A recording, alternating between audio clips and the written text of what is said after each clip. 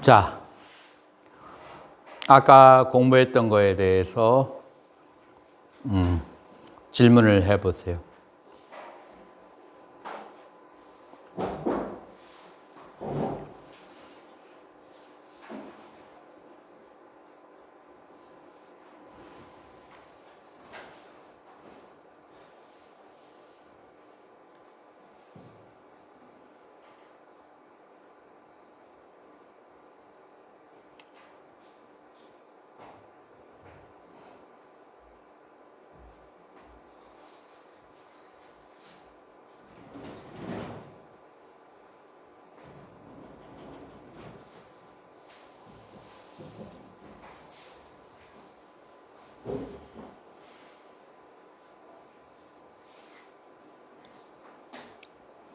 자, 이제 설일체부에 와서 어떤 하나의 그 수행에 대한 조직도를 만드는 것을 우리가 볼 수가 있어요.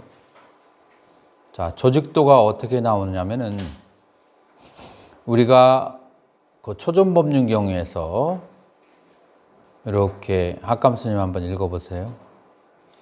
어디서부터 읽냐면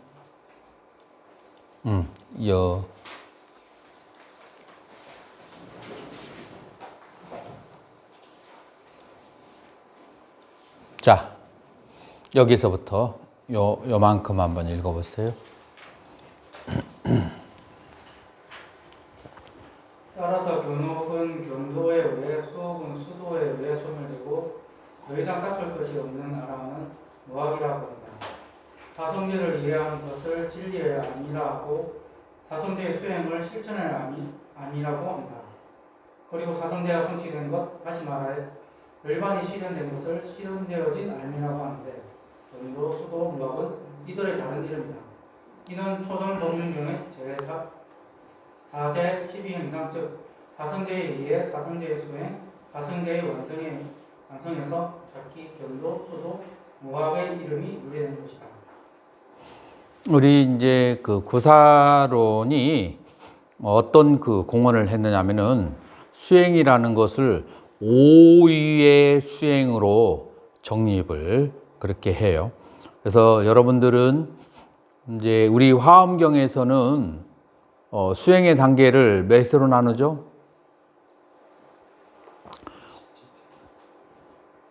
화엄경에서는 십지경에서는 십지지만 화엄경에서는 52회 수행이라고 그래요. 그래서 십신, 십주, 십행, 십회양, 그리고 십지, 등각, 묘각 이제 이런 식으로 52 혹은 53위 혹은 52 조금씩 달라요. 그래서 그렇게 수행으로 대승에서는 얘기하는데 그러면은 그 구사론에서 혹은 이것이 그대로 유식에까지 이루어지는데 어떻게 수행을 나누냐 하면은 기본적으로 견도, 수도, 무학이라고 그래요.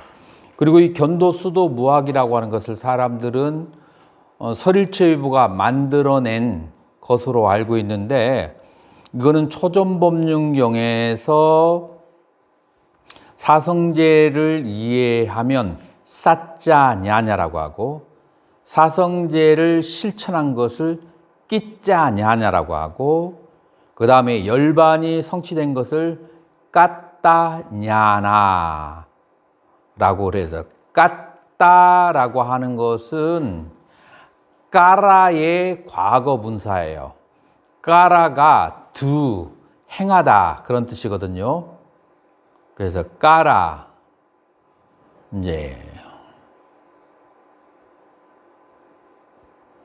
그래서 과거 분사는 뭐예요? 과거 분사는 뭐뭐해진 그래서 까라 행해야 되는 것을 행해진 그래서 깠다 하면은 까라의 과거 분사 행해진 그래서 다 실천되어진 행해지고 실천되어진 것은 그건 뭐예요? 그건 열반의 상태예요. 자, 이 까따냐냐를 그것을 구사론에서는 뭐라고 했냐면은 무학이라고 그렇게 얘기하고, 끼자라고 하는 것은 행하다 그런 뜻이에요. 행해야만 될 것, 행해야 되는 지혜, 그것은 바로 뭔가 하면은 사성제의 실천에 대한 거예요. 그 실천이라고 하는 것은 수도가 되는 것이고, 사짜냐나라고 하는 것은 진리에 대한 진리에 대한 이해, 진리에 대한 이해라고 하는 것은 이건 견도가 되는 거예요. 그래서 기본적으로 우리는 견도, 수도, 무학이라고 하는 것이 초기 불교의 바탕과 배경을 알고 있는데, 다만 그 앞에다가 두 개를 더 집어넣었어요. 그건 초기 불교에서 나오지 않은 건데, 물론 이제 어떤 형태로는 존재하고 있어요.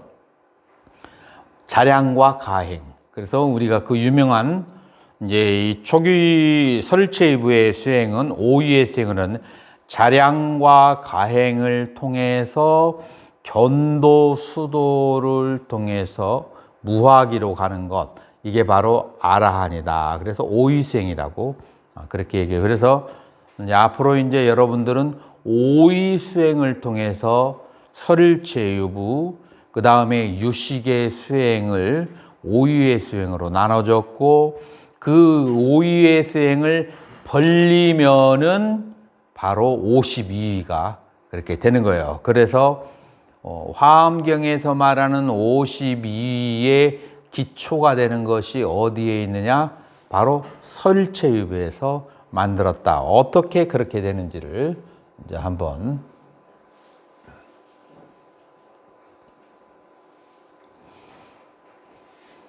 보자고요. 자, 사념주를 한번 읽어보세요. 아까부터 계속 읽어봐. 오종신관을 통해 내치되는 감정을 잠시 가라앉혀 마음의 안정을 얻는 후에는 관념조의 자상과 공상을 관찰해야 한다. 그래야 보아서 버려지는 번뇌의 견학도는 근소단을 없앨 수 있다. 삼육, 성령 등과 같은 본능적인 감정은 앞에서 설명한 5가지 배치되는 관법을 통해 가라앉았지만, 잘못된 견해와 생각 등의 견혹을 없애기 위해서는 관념조의 자상과 공상을 관해야 한다. 자, 됐어요. 자, 우리는 아까 오정신관의 수행을 했단 말이에요. 오정신관의 수행을 하고 난 다음에 설체부에서는 바로 사념주로 들어가야 된다라고 그래요. 사념주가 뭐예요? 초기불교에서는 사념처예요. 사념처를 현장법사는 사념주, 머무를 주자라고 번역을 그렇게 했어요. 그래서 사념주와 사념처가 같은 거예요. 근데 여기서 이제 관찰해야 될 대상은 신수신법인데, 신수신법의 자상과 공통상을 관한다라고 하는 법이 나왔어요. 자, 그럼 무엇이 자상이고 무엇이 공상인가? 자, 신의 자상은 어떻게 돼요? 신, 부정. 그 다음에 수시고. 이게 자상이에요. 그 다음에 심, 무상, 법, 무아. 이것들이 자상이에요. 자, 그러면 공상이라고 하는 것은 뭘 말할까요? 몸이 부정하고 괴롭고 무상하고 무아임을 관하고, 수도 부정하고 괴롭고 무상무아, 심 부정고 무상무아, 법 부정고 무상무아를 관하는 것을 뭐라고 하냐면 공상을 관한다라고 하는 거예요. 그래서 자상과 공상이 무엇인지를 알겠죠. 자, 이걸 왜 해야 되는지를 한번 보자고요. 자, 계속 읽어보세요. 나라는 것은 몸과 마음으로 이루어진다. 몸은 느낌을 먹이로 살아가고 마음은 생각을 먹이로 살아가며 집착한다. 결국 사념체를 관하는 이유는 나를 해체해서 보는 것이고, 인간의 번뇌가 나와 나의 것에 대한 집착이라면 심신은 나, 수법은 나의 것이 된다. 나와 나의 것에 대한 오해는 유신견, 이들의 발생에 대한 무지는 변직견, 이들을 집착하여 즐거움이라고 하면 사견, 이러한 견해들을 집착하면 견치가 된다. 결국 이 5가지 오해를 버리는 것은 사념처인 심수심법에 대한 바른 이해에서 생겨난다. 자, 사념초를 통해서 신수신법을 명확하게 알게 되면은 아까 얘기했던 견소단과 그 다음에 수소단이 있는데 견소단이 5가지, 견혹이라고 하는 것이 5가지, 5가지가 뭐냐면 변직견, 사견, 견치, 그리고 유신견, 계금치견, 이렇게 5가지가 바로 잘못된 그 견해, 바로 견혹이 되는 것이에요. 이 견혹을 다스리려고 하면 신수신법의 실체를 알아야만 그렇게 다스려질 수가 있는 거예요. 자, 그래서 신과 심이라고 하는 것은 나를 이루는 요소이고, 수와 법이라고 하는 것은 이 몸의 대상이고, 몸의 대상은 뭐예요? 느낌. 마음의 대상은 뭐예요? 법이에요.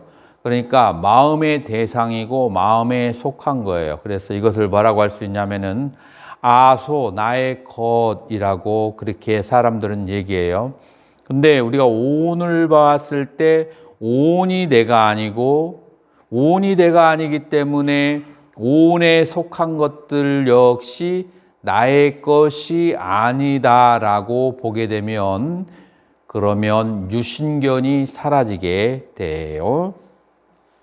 그래서 유신견이 사라지게 되면 그러면 변직견도 역시 사라지게 돼요. 왜냐하면 변직견이라고 하는 것은 뭐냐면은 나는 영원하다, 혹은 나는 무다, 영원함과 무에 대한 집착이 바로 변직견이라고 하는 것인데, 오온이 있는 것을 바라보면 무라고 말할 수가 없어요.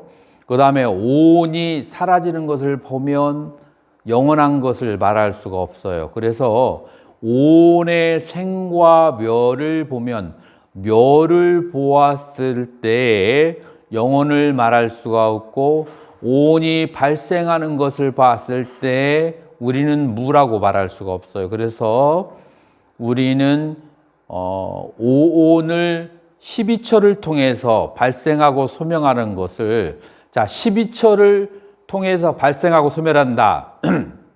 이거 누가 설명할 사람 있어요? 설명할 수 있는 사람? 오온이 12처를 통해서 발생하고 소멸한다.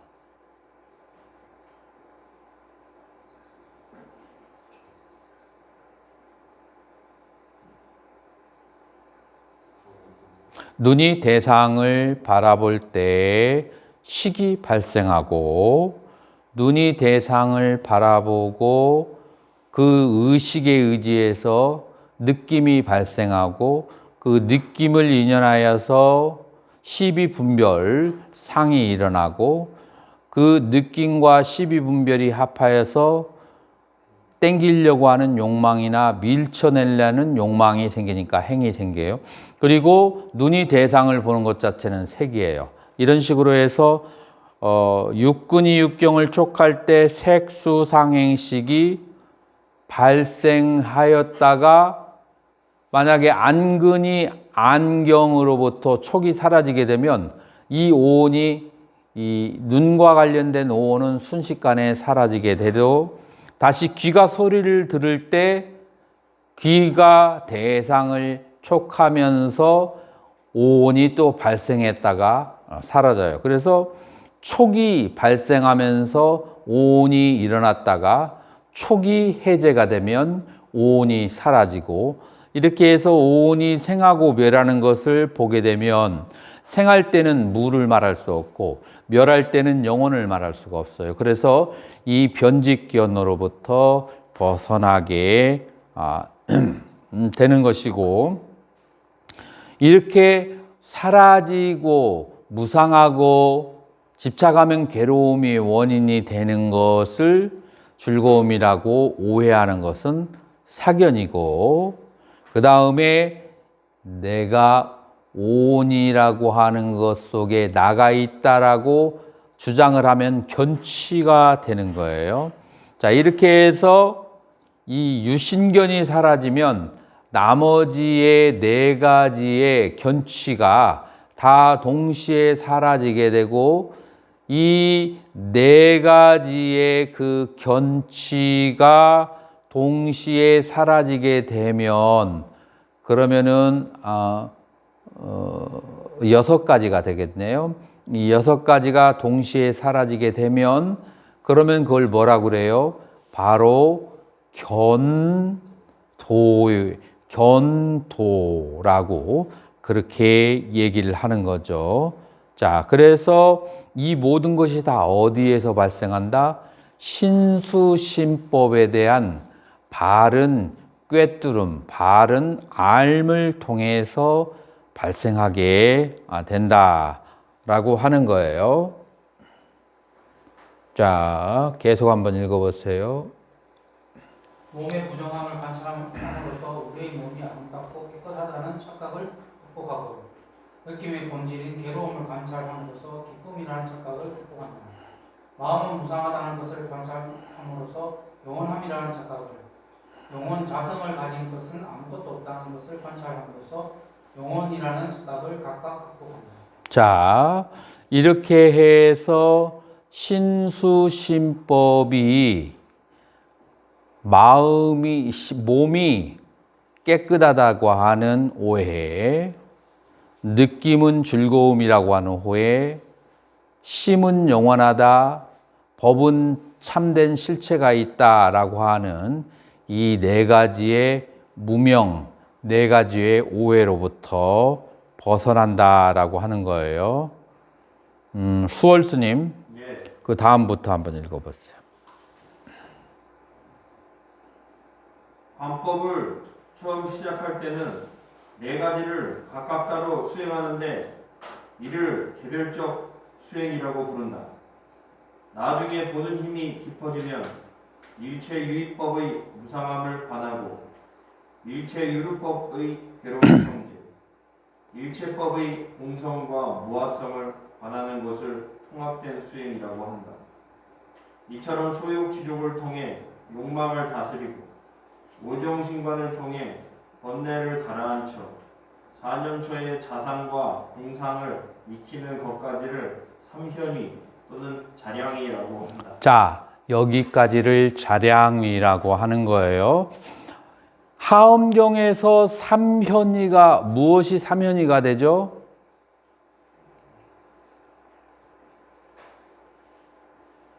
화엄경에서 삼현위.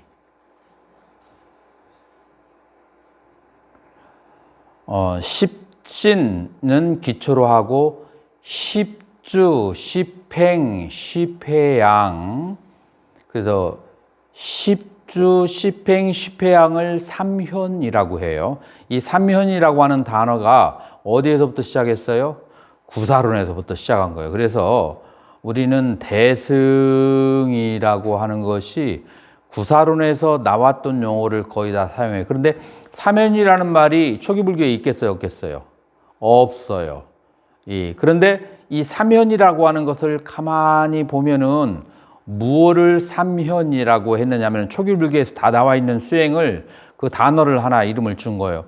뭐를 첫 번째 오정신관을 통해서 번뇌를 가라앉히는 거, 1번 사념처의 자상을 익히는 것, 사념처의 공상을 수행하는 것, 이 세 가지를 삼현이라고 그렇게 하는 거예요. 자, 그래서 우리는 이제 이렇게 함으로써 자량이 혹은 삼현이의 수행을 마치게 되는 거예요. 자, 그러면 이 자량이와 가행위의 차이점, 이 차이점에 대해서 알 필요가 있어요. 이게 초기 불교에서도 자량과 가행이 나오지만 유식에서도 자량과 가행이 나오는데 약간 다르지만 공통적인 그런 측면이 있어요. 자, 그래서 지금까지가 그 자량의 수행을 얘기하는데, 여러분들이 지금 이렇게 공부를 하고 나서 아무것도 생각이 안 나잖아요. 그러면 그 뒤가 연결이 안 돼. 그래서 내가 늘 강조하지만 여러분들이 좌선을 하면서 오늘 그 공부했던 것 뼈대를, 줄거리를, 그거를 딱 기억할 수 있어야 돼요. 자, 사면이의 줄거리를 한번 스님이 한번 해보세요. 경국 스님이. 그 구체적인 거 필요 없어요. 그 특징이 되는 뼈대만 이렇게 저기 하는 거야. 자, 사면이의 그 뼈대가 어디서부터 시작돼야 돼요? 일단 설치구에서는 잠재된 10가지 번뇌를 닦아야 되는데 일단 수옥은 그 오등신관으로서 따는 게 첫 번째 삼면이 중에 하나고. 자, 여기에서 수옥만 있는 게 아니라 견옥도 이제 같이 들어가요. 자, 그런데 이 오정신관이 다른 거하고 특징은 뭐냐면은, 오정신관은 가라앉히는 데 목적이 있어요. 소멸하는 데 목적이 있는 게 아니라 오정신관을 통해서 가라앉히는 거예요. 이 10가지 번뇌를. 자, 그런데 그 오정신관이 뭐예요? 무엇을 무엇으로? 흥심은 부정관으로. 진심은 자가자애가. 의심, 의심은 영리관. 자만이라든지 자아에 대한 집착은 대분별. 산란심은 그 수식관. 자, 이제 이렇게 간단하게 갔다가 두 번째로 돌아와야 돼. 두 번째 돌아올 때는 디테일을 가지고 돌아와야 돼. 지금 예를 들어서 여기에서 수식관을 얘기했잖아요. 처음에 할 때는 수식관으로 이렇게 지나가. 두 번째로 돌아왔을 때는 수식관에 6묘가 있어. 그 6묘를 하나하나 다 이제 해야 돼. 근데 처음부터 그렇게 관하다가는 나중에 길을 잃어버려. 그래서 처음에는 뼈대만 줄거리를 한번 쭉 관하고, 두 번째 왔을 때는 이제 세밀한 것을 관을 해야 돼. 그래가지고 이 스켈레탄, 뼈대가 딱 연결이 돼야 돼. 그래야만이 다음에 수업을 할 때 그 뒤에 들어 부어도 연결이 되는 거야. 예를 들어서 어제 지하 6층을 파고 콘크리트를 부었어. 그런데 오늘 딱 보니까 6층까지 콘크리트를 부은 것이 얘가 밑으로 또 빠져가지고 9층으로 밑으로 내려가 있어. 그러면은 다시 새로 시작해야 돼. 이래가지고는 안 돼. 전에 6층에서 3층까지 부은 거 있으면은, 그러면 2개는 남아 있어야 돼. 그 위에 연결이 돼야 되는 거예요. 자, 그렇게 해서 오정신관을 다스리고, 오정신관을 통해서 번뇌를 가라앉히는 역할을 하고, 그거는 뭐에 속한다? 사마타에 속해요. 자, 그 다음에 이게 사면위의 1번이에요. 그 다음에 2번은 뭐예요? 2번과 3번은 사면위의 사념주의 자상과 공상을 그렇게 관한다. 이거를 자량이라고 하는데, 그러면은 사념주는 아까 그 앞에 것은 사마타라고 했는데, 이 사념처는 뭐에 해당해요? 이빠사나에 그렇게 속하는 거예요. 그래서 이빠사나 수행을 통해서 이 신수신법의 자상과 공상을 관하고, 이제 관하는 거, 요게 이제 자량이가 되는 거예요.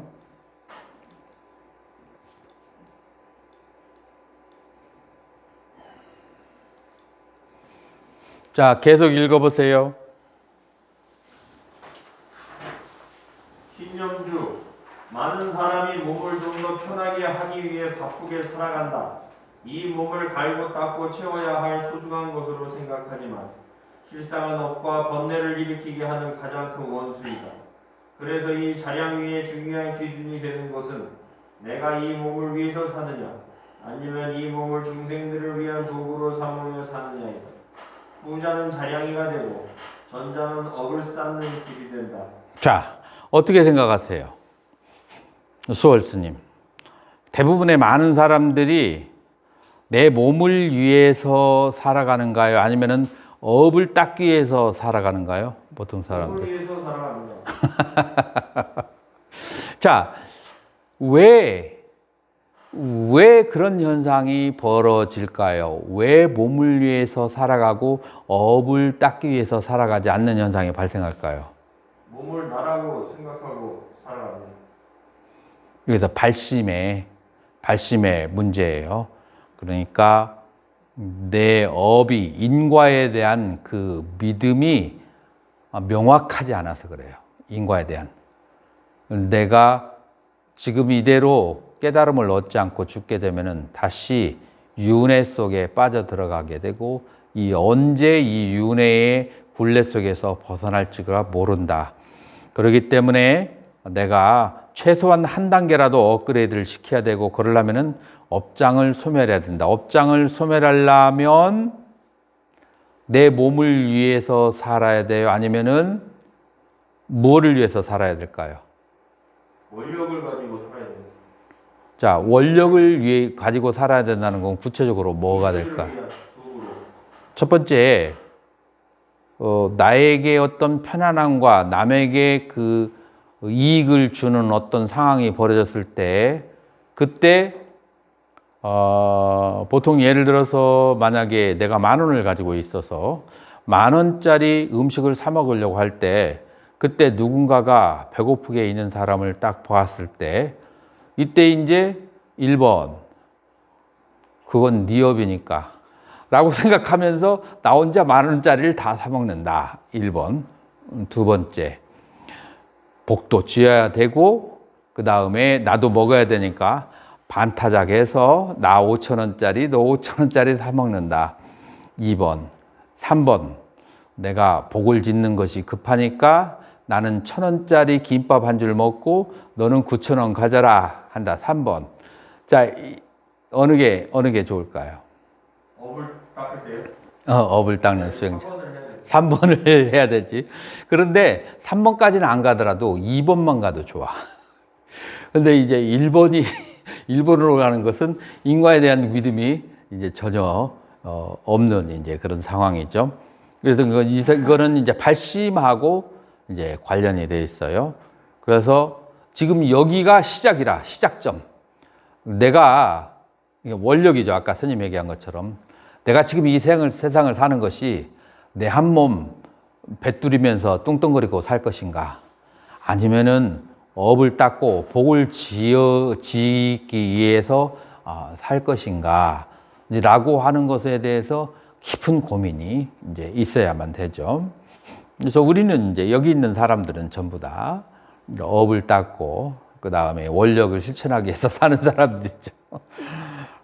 계속 읽어보세요. 신념주는 몸에 대한 관찰이고 이 몸은 음식으로 인해 목숨을 유지하기 때문에 음식에 대한 마음가짐이 중요하다. 좋은 음식을 보고 다시 그 음식을 먹으려고 하는 집착과 싫은 음식을 보고 다시는 그 음식을 먹지 않으려고 하는 진심은 바른 신념처가 아니다. 우리는 보통 일반적으로 어디에 가서 음식을 먹으면은 그 맛있고 좋은 음식이 뭐 1번 늘 오매불망 그 생각이 난다. 2번 가끔 가다가 기회 있으면 음식을 먹으려고 할 때 거기를 가고 싶다.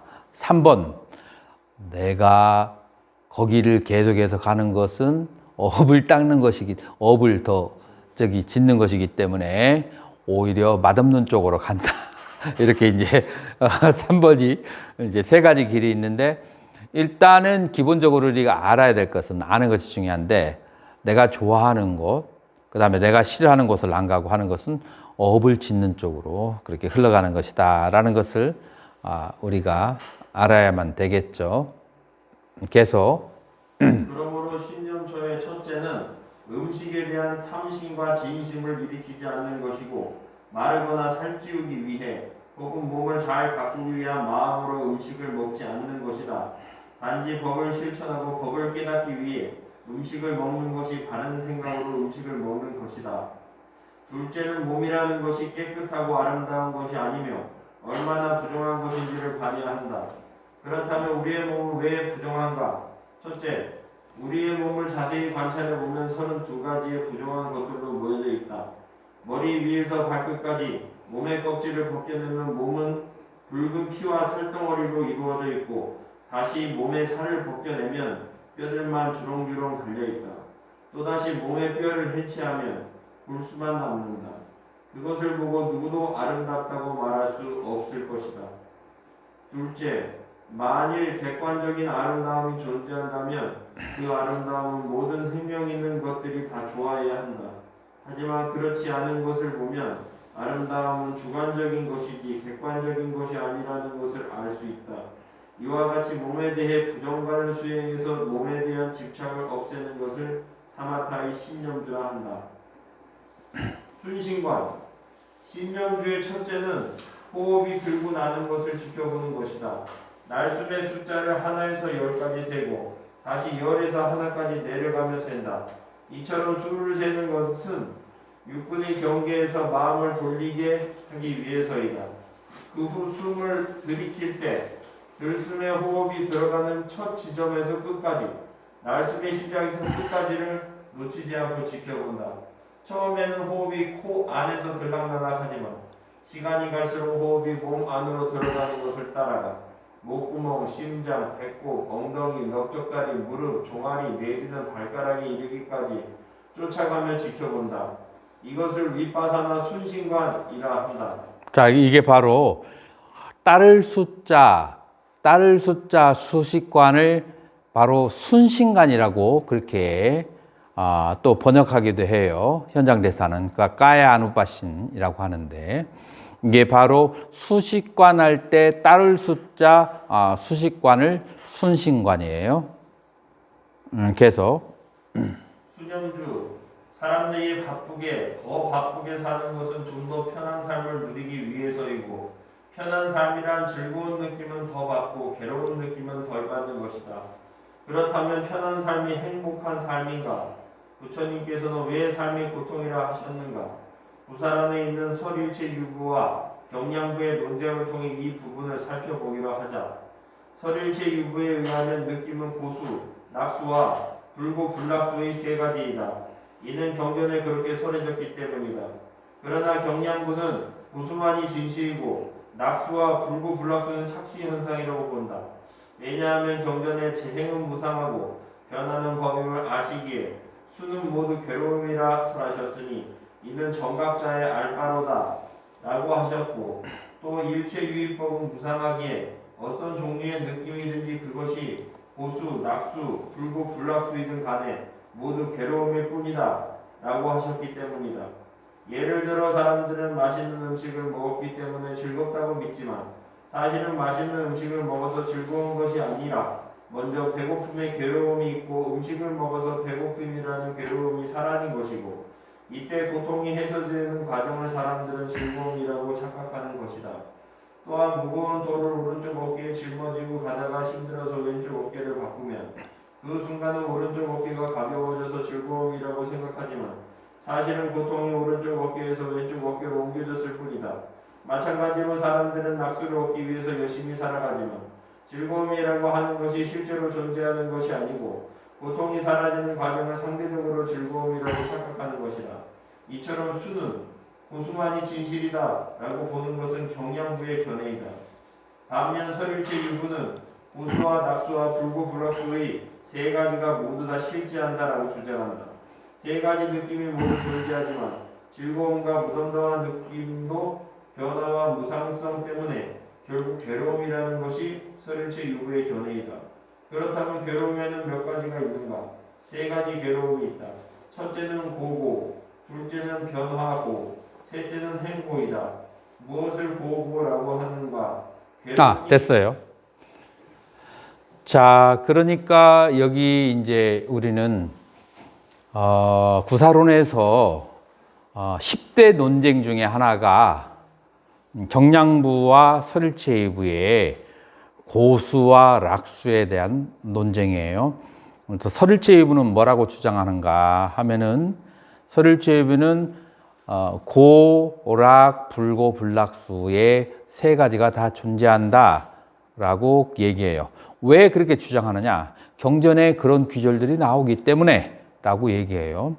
자, 반면에 경량부는 무엇라고 하느냐면은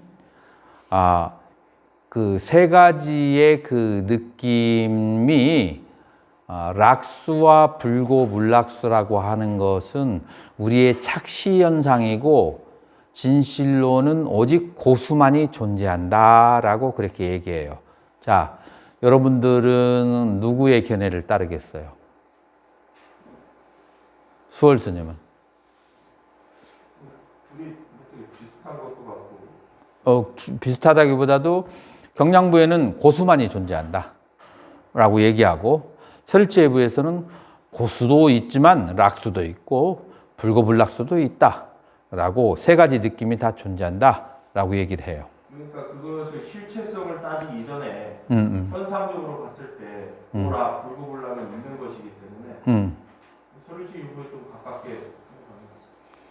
자, 그래서 이 두 개의 얘기가 내가 봤을 때는 이제 크게 뭐 다른 것은 아니에요. 이제 왜 다른 것이 아니냐면은 부처님께서는 보통 사람들, 일반 사람들에게는 고수, 락수, 불고불락수 이 세 가지임을 다 경험해요. 그런데 수행하는 성자들은 내가 지금 즐거움을 경험한다 할지라도 그것을 위파사나를 통해서 얘기를 살펴보면 즐거움이라는 착각만이 존재하지 참으로 즐거운 것이 아니다라고 알고 그러니까 괴로움이다라고 아는 거예요. 자, 예를 들어서 우리가 이제 밥을 먹어서 즐겁다라고 하는 것이 이제 대표적인 거죠. 이제 맛있는 것을 먹었으니까 즐겁다라고 하는 것이 보편적으로 사람들이 하는 얘기인데 이것을 우리가 이제 깊이 관찰해 보면 우리가 배부른 상태에서 맛있는 것을 먹어서 즐겁지 않아요. 배부른 상태에서. 언제 우리가 맛있는 것을 먹으면 즐겁냐면은 배가 조금 고플 때 맛있는 것을 먹어야 즐거워요. 자, 그런데 배가 조금 고플 때의 그 고픈 정도가 마이너스 30일 수 있고 마이너스 60일 수 있고 마이너스 90, 최하가 마이너스 90이에요. 아주 미치기 직전에 그 괴로운 상태. 그런 상태에 있을 때 음식을 먹게 되면 그 사람에게는 어떠한 착시 현상이 일어나냐면 마이너스 90이 제로로 가는 사이에 플러스 90만큼의 즐거움이라는 착시 현상이 일어난다는 거예요. 이해가 되나요? 네. 그래서 나는 이것을 19살 때 내가 성남에서 살았는데 내가 일주일 동안 단식을 하고 있었을 때 내가 한번 얘기를 했을 거예요. 단식을 하고 있을 때 이제 일주일 마지막 날 되는데 성남의 그 길이 이렇게 비스듬히 올라가는 길이거든요. 그런데 세상에 가을인데 막 주위에 막 그냥 그 양쪽 그 길 옆으로 리아카가 막 그냥 포도를 잔뜩 싣고 막 그냥 있는 거야.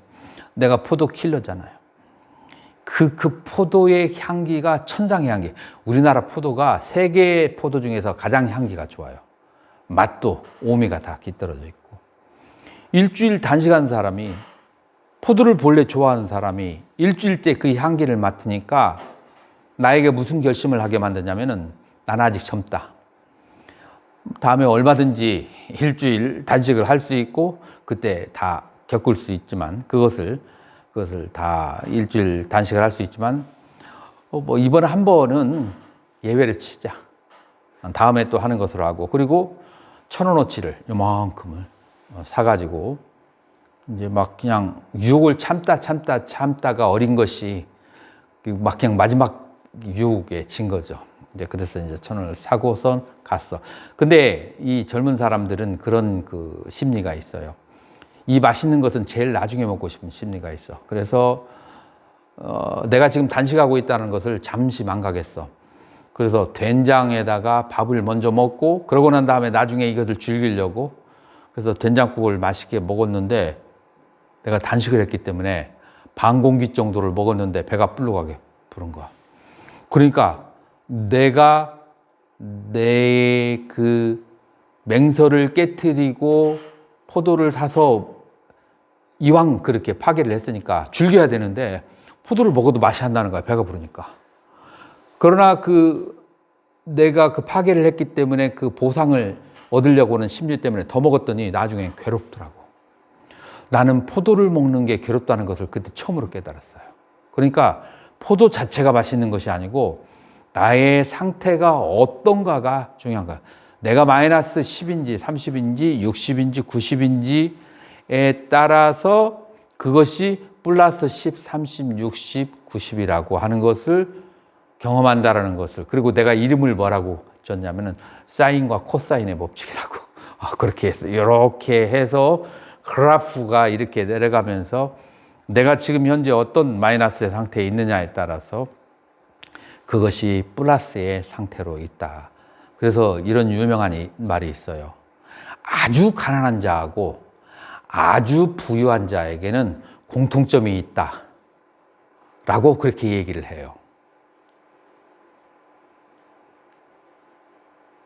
내가 오늘 그 오징어 게임 그 소개하는 저기를 읽었는데 그게 나오더라고.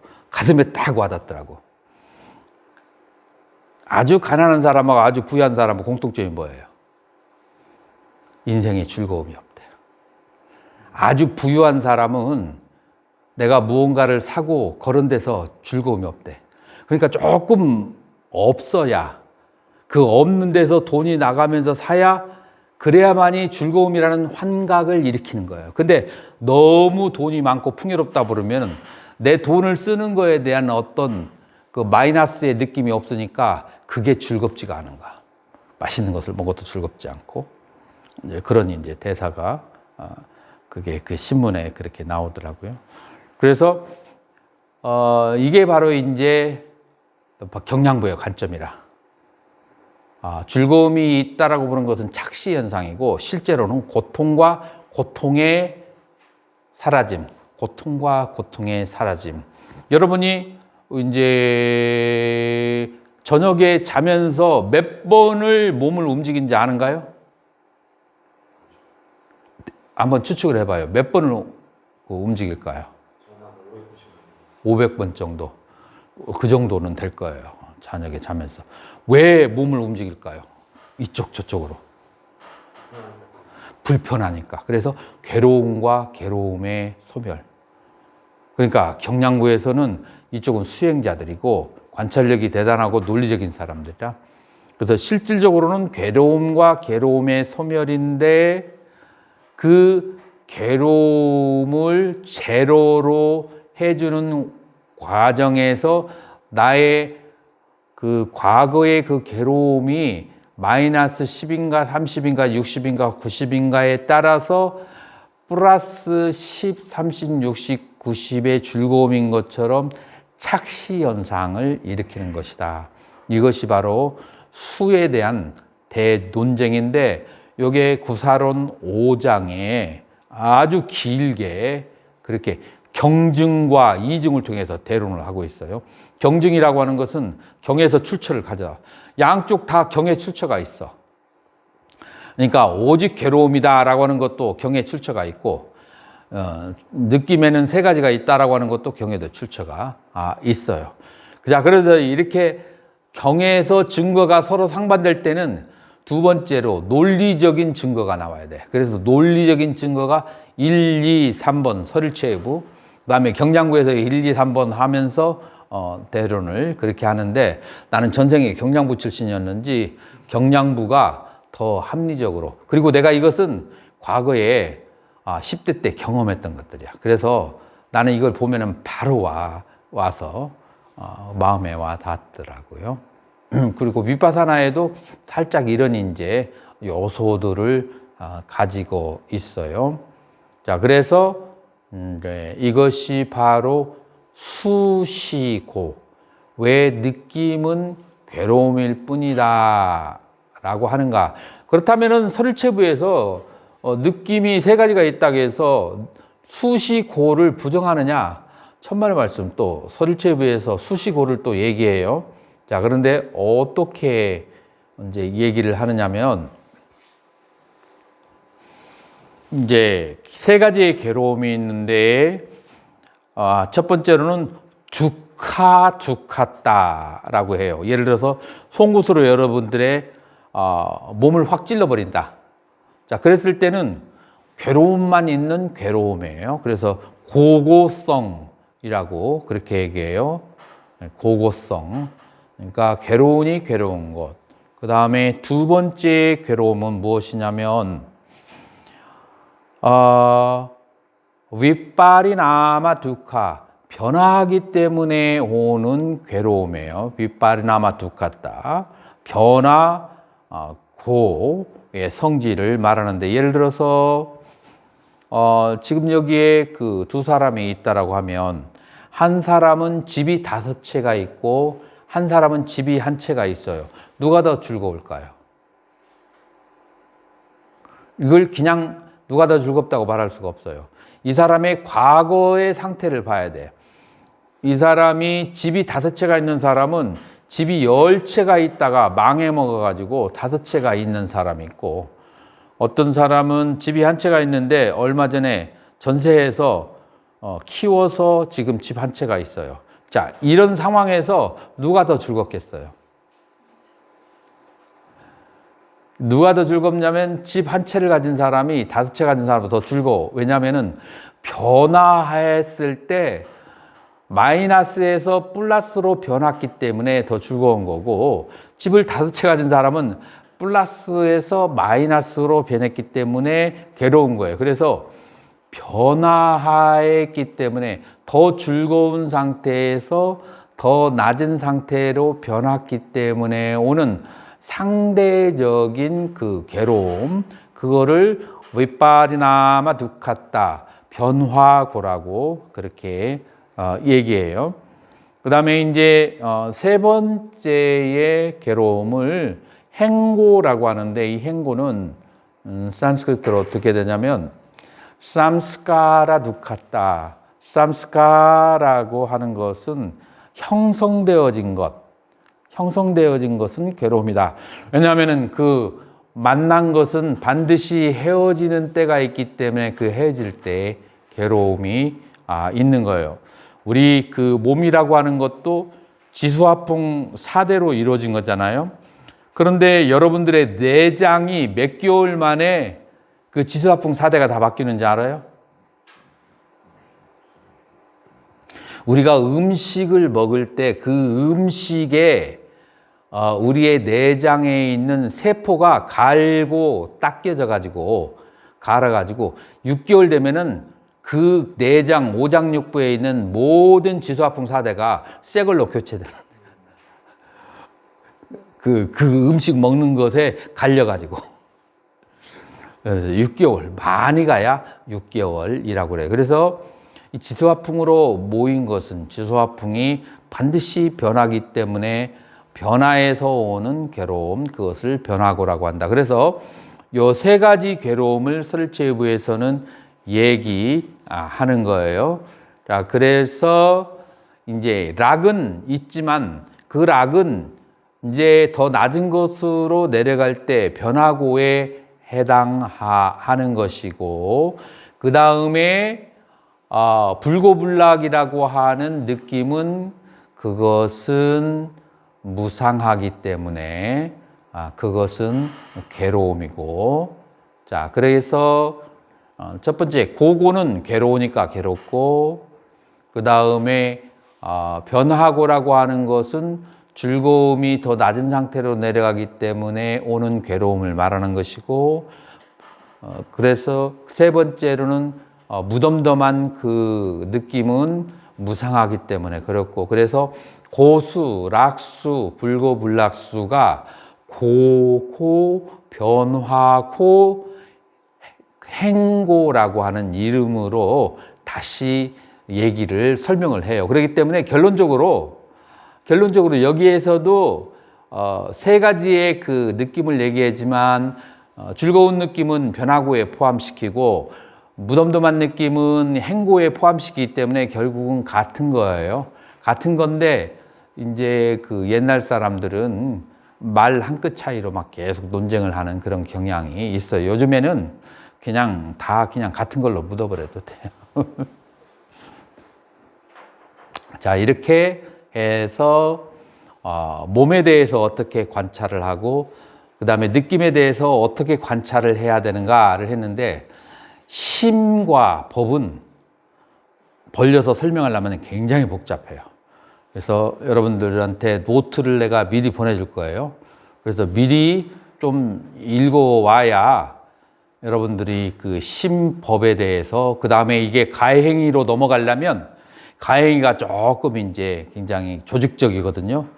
그래서 심법과 가행위를 하려면 여러분들이 좀 준비를, 그렇게 해서 견도까지 들어가는 데가 가팔라요. 굉장히 막 조금씩 좀 어려운 데로 계속 올라가. 그러나 우리는 초기 불교를 공부했기 때문에 그렇게 새로울 것도 없어. 근데 굉장히 조직적으로 설명하니까, 아주 정교하게 설명하니까 조금 가파른 것처럼 느끼죠. 그래서 그 우리가 견도에 들어가기 전까지는 조금 마음의 끈을 늦춰서는 안 돼요.